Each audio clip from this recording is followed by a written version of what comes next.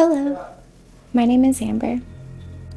I've been a spiritual seeker my entire life, and my intent in sharing my story with you is that I help to spark resonance in the seeker in you.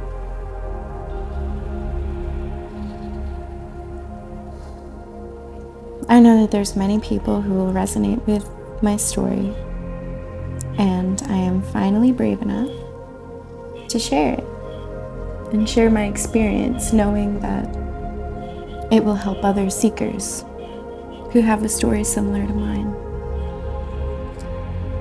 So, without further ado, I've been a spiritual seeker for as long as I can remember. And even though I didn't know what it was that I was seeking, my intent to find the truth was like a silent heartbeat within me that I felt every time I was alone, or that I felt alone in rooms full of people. And I know that there's so many people out there who feel called to connect their inner spirit, who are afraid because when they do, weird stuff starts happening. And I know that I was one of those people. I remember being a little girl and seeing people's auras and blinking them away. I remember seeing beings that other people couldn't see, and knowing I couldn't talk about it, and blinking that away too. Until, as my experience went on, I started to forget that I had the ability to connect in that way, probably out of survival. And trauma as well.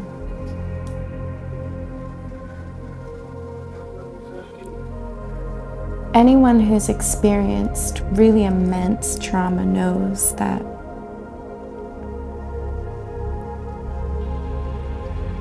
there's this empathy that it awakens within you that will move mountains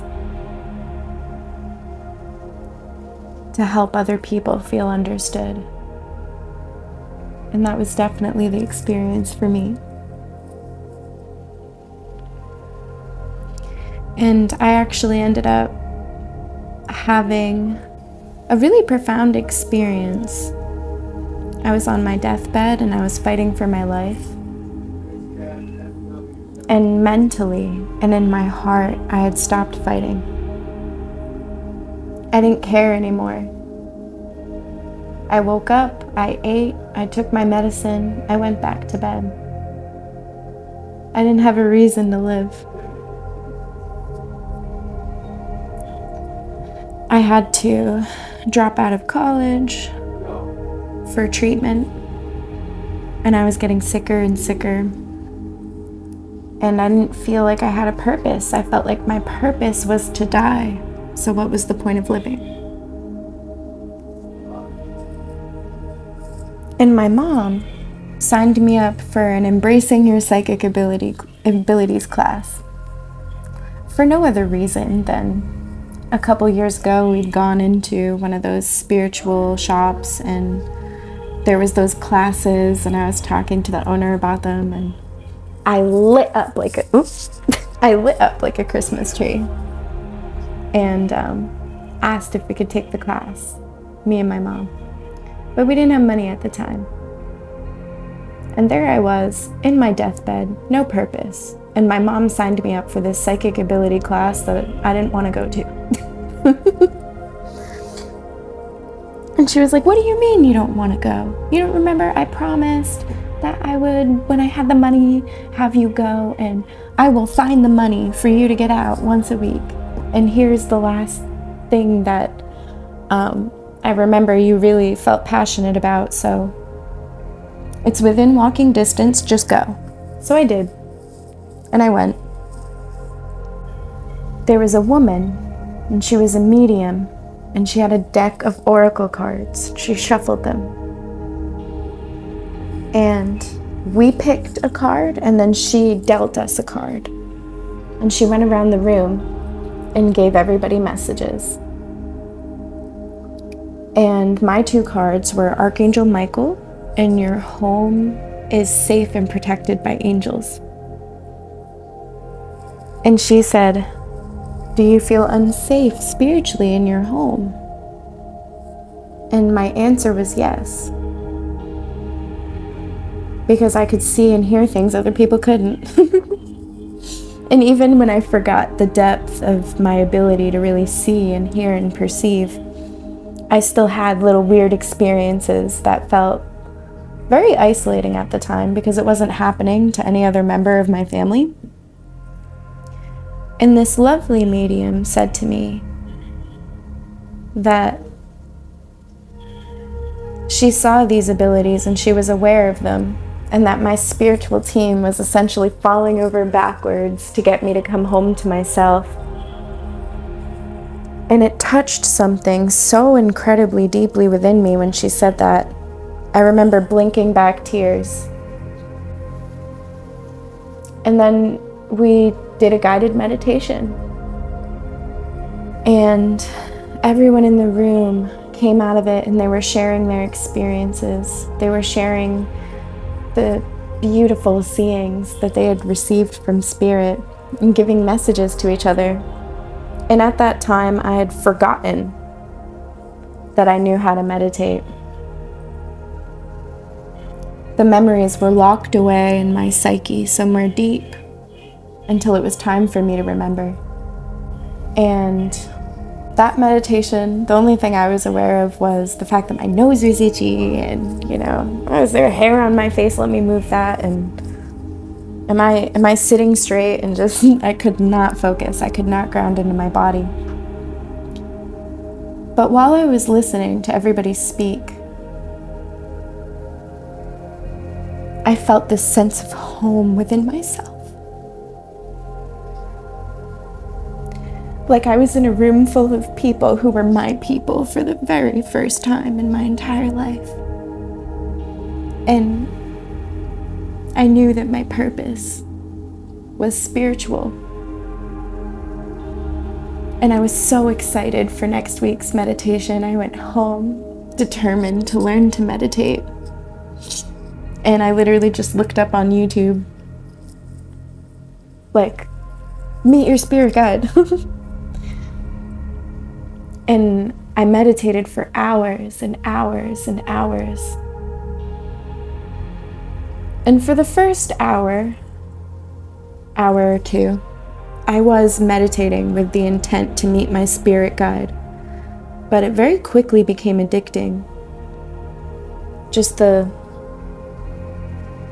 Maybe addicting isn't the right word, but alluring. There was this craving for what was awakening within me as the peace radiated through my body, rolling out like the way that you roll dough. That's how I felt. It felt like that bumpiness that I had experienced in the first class was being smoothed out. And I started to experience joy and love for no reason, radiating from my heart. And I knew that I'd never experienced this type of love for no reason before. And it was coming from within me as though it was already there. And my thoughts completely stopped. And I was trying to follow this guided meditation, and I was aware that I couldn't think anymore. I couldn't perceive. I was nothing but awareness. And I broke through, and I felt myself be sucked out of my third eye and through this spiraling platinum, pearlescent, iridescent blue tube. And it felt like I broke through to outer space, and there was all of these orbs, these beings. And they were celebrating upon my arrival. And I could feel that they loved me with a love I had never felt. And anything that wasn't divine love fell away. And I asked them, not with my voice, not with my mind, but with my essence and my beingness. I asked, what kind of love is this? I couldn't understand it. I was like, are these parents from other lifetimes? Are they soulmates? Who are they? And I saw every single label that I had ever come to know in my physical body spelled out before me, and all of it popped. And I felt my illusion melting away. And they spelled out unconditional love.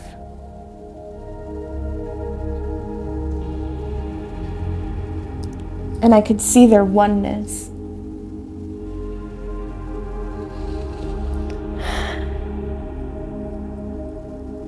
And I was like, wow,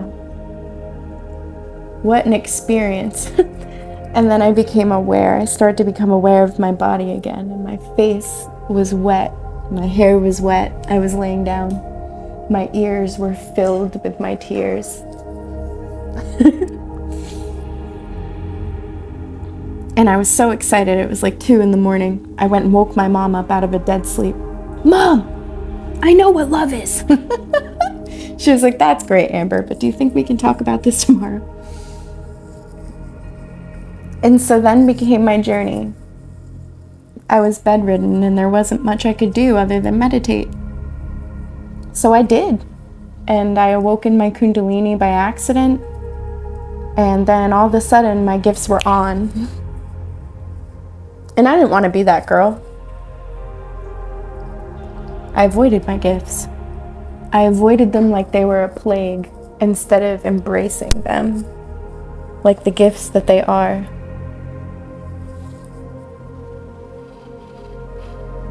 And I kept hearing these spirits urging me to give card readings, give mediumship readings whenever there was someone in front of me who I was meant to help, and I would ignore it because I was afraid.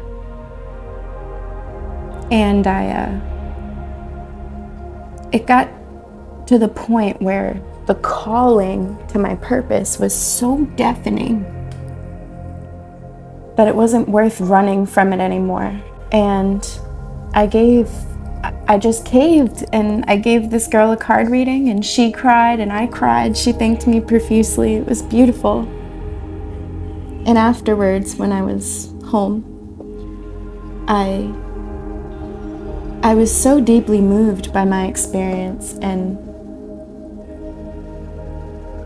the richness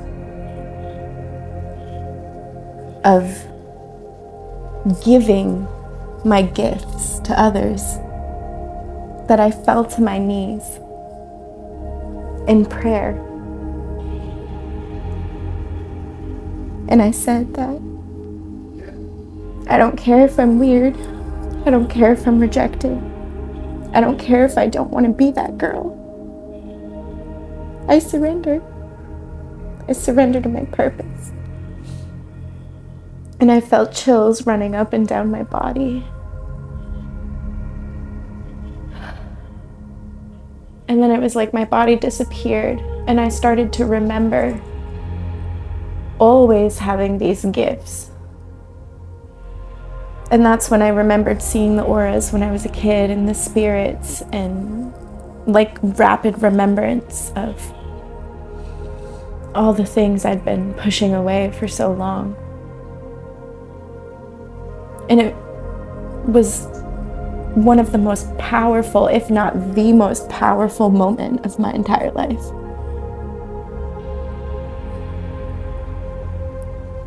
And right after that, I felt like I was in a tornado of remembrance. I didn't know how to ground into my body. I had a lot of shadow work to do. And I met a woman, a very powerful medium, who will always have my gratitude to this day. And at this point, spirits would want to give their messages to their loved ones, and they were pulling me out. It felt like they were pulling me out of my body into this other realm to talk. And I would fight it. I'd be like, no. It would happen at stores, it would happen everywhere I went, it didn't matter. Even though I wasn't giving the messages, the person would just start talking about their loved one on the other side, and then it felt like I was holding on for dear life. I just would be like gripping the counter, the sales counter, while they scanned my stuff, trying not to pass out, while I could feel the waves of emotion, the desperation of their loved one wanting to commune with them.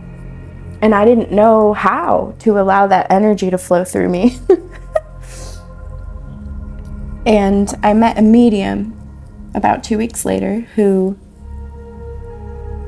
watching her in action was one of the most magnificent things I had ever seen. Just the way that she connected. And I could see her remembrance of who she was in her eyes. And I could see her surrender. And I knew I needed to talk to her. So I waited. And she read everyone in the room. I placed myself in this little corner so I could go last. And most people had left by the time it was my turn. And she turned to me and she was like, they're saying congratulations. They're celebrating. They have balloons. Your spirit team. What, did you graduate or something? It feels like a graduation to me. And I told her, I was like, well, no, but I surrendered to my life purpose. And I explained to her a little bit about what was going on. And she put her hand on my legs. And I felt calmness run through my body. And she said, I worked with your spiritual team and I created a light tether, tethering you to your body, so you can safely explore your gifts. And I can't help you. They're telling me that your work is with them. And to not waste your money taking all of these classes because your work is with them. And even though I begged her to please keep teaching me, she refused.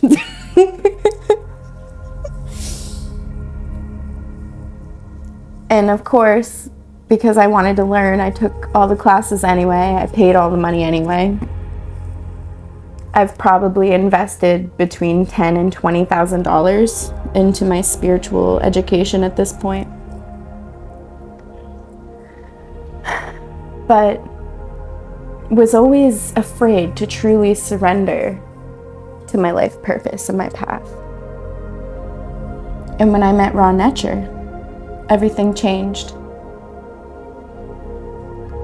He was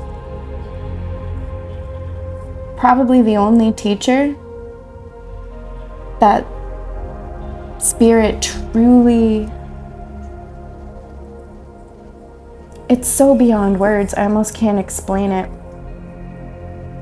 My work is always with myself and with spirit, but my team was excited when I met Ra.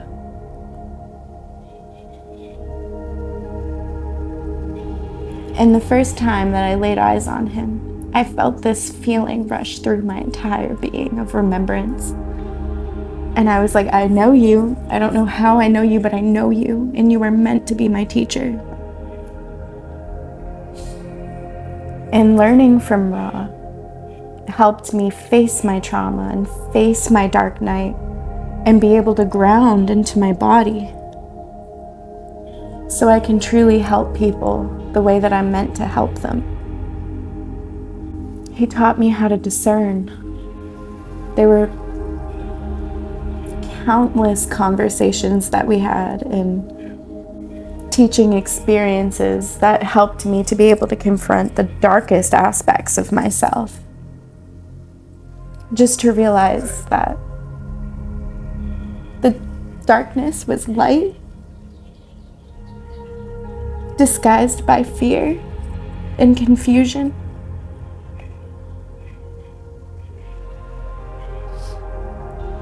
And I'm in a place now where my darkness isn't scary. I'm not afraid. I'm thankful. I'm so incredibly thankful to have a teacher who's truly been through those dark nights and who has all of these abilities, these sacred abilities to see, to feel, to hear, to smell and taste and touch life, whether we can see it or not. And I feel so held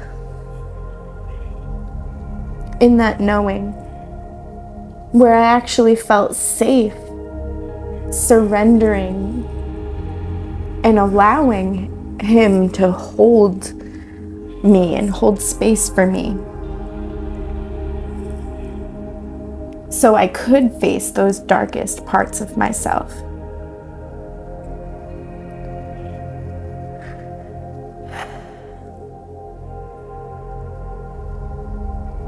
And now I have this confidence and this clarity.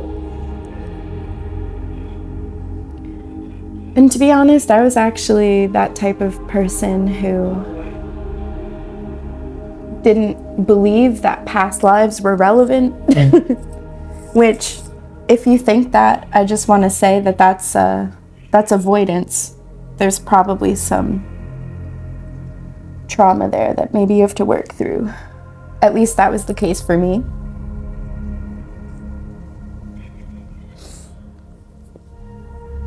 And I was able to really work through some really dense past life karmas, where when I cleared them, I literally looked at my life entirely differently. I looked at situations totally differently, where I was like, oh, like complete 180.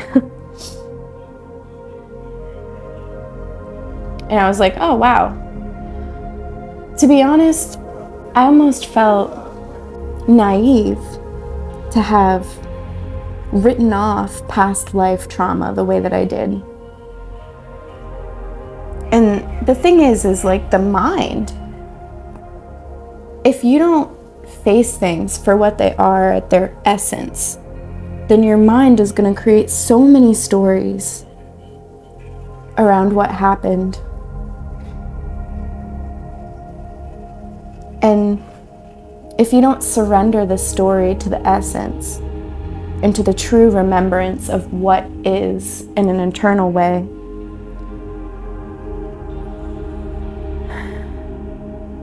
then you're never going to get to the bottom of it, really, because it has no bottom. We are eternal beings, and there's endless reasons to continue, and our mind can always think of a new one.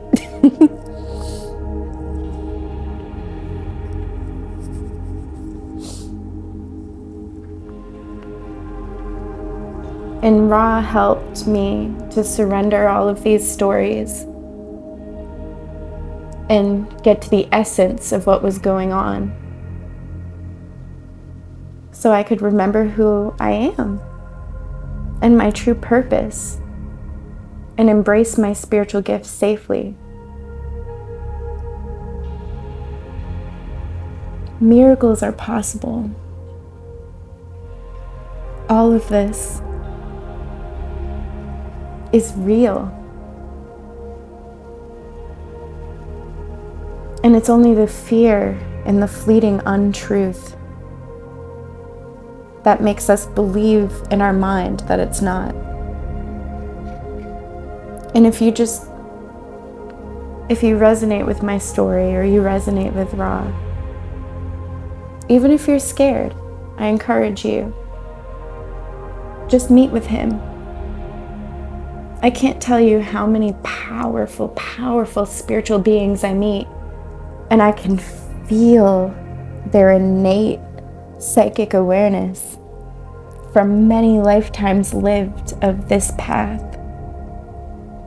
And here we are, incarnated upon earth at this divine time, where maybe you're born into a family where that isn't celebrated and it isn't okay.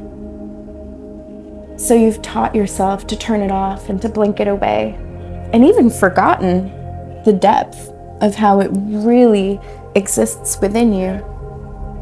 If that's you, if you literally know that you are meant for this, and you're not sure how you're meant for it, you're not sure why, but you know you're meant to help people, and you know it's spiritually, and it's this heaven-shaped hole within you that you've tried to fill with anything and everything else, whether it be substance or shopping or relationships or kids and family, helping people in any way except spiritually.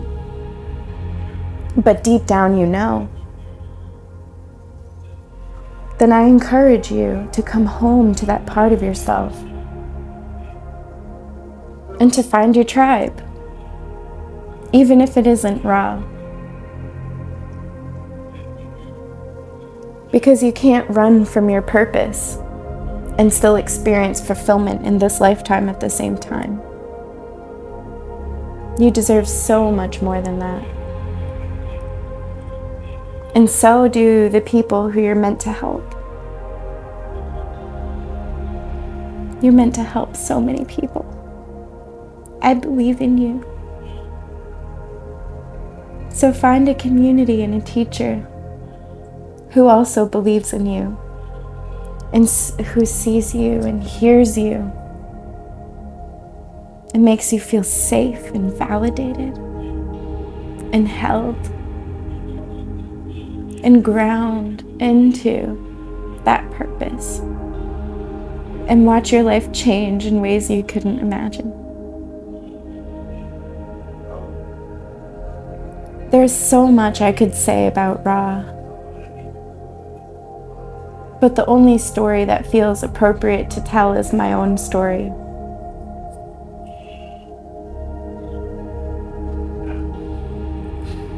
And now I'm finally ready to move beyond all my stories and into the ultimate truth, which is to be, to help, and to align to my greatest potential. So, thank you for listening. I hope that my story helped you. And I hope you join our community.